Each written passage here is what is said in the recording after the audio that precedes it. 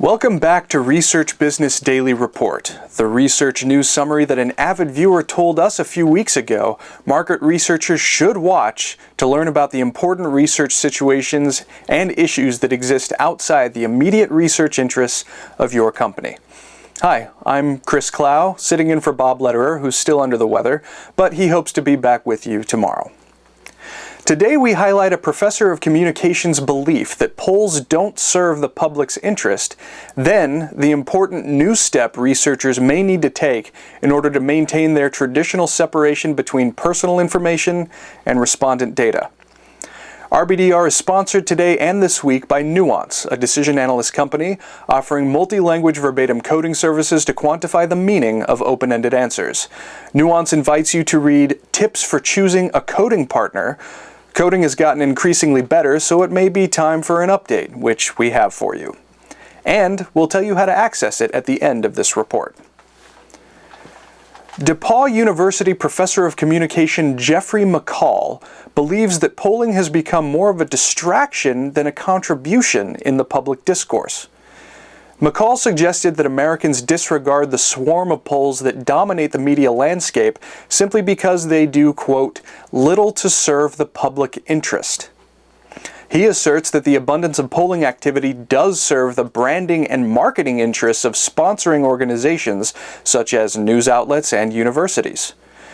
A poll adorned with the name of the media sponsor benefits that sponsor in the form of free publicity that flows from journalists who report on the poll results. However, McCall states that the frequency of results from every poll leads to false storylines. Problem number 2. Each poll release is beset with substantial statistical noise, i.e. the margin of error that washes down the relevance of each poll when a tight race exists, as is the case right now. The continuing inaccuracy of many polls here and around the world should deter journalists' excessive use of polls. Why spend time and space touting something that may have questionable value? Then there's the reality that the overwhelming numbers of Americans refusing to cooperate with pollsters, making it extremely challenging for even the best statisticians to verify the representativeness of sample in each poll. Finally, Professor McCall takes issue with polls assuming a new role as a tool that can be used to sway public opinion. That's clearly not what polling is intended to do, except for push polls, which scrape the low end of respectability among pollsters who care about their specialty.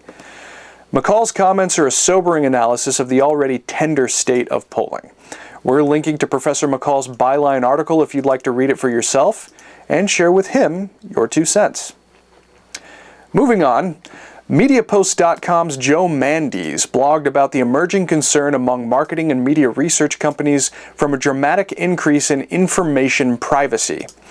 Andrew Arthur, GfK MRI's SVP of Product Lead and Data Partnerships, spoke last week at OMMA Programmatic and admitted his organization needs to review how it handles the identities of its respondents. Arthur further pointed out that MRI and like research businesses have historically separated personally identifiable data from respondent data. Now, however, brands, agencies, publishers, and middlemen are earnestly matching their respondent data to identities using third-party services. And that is putting new pressure on researchers to follow suit. So, Arthur sees the need for new offline providers to be entered into the mix.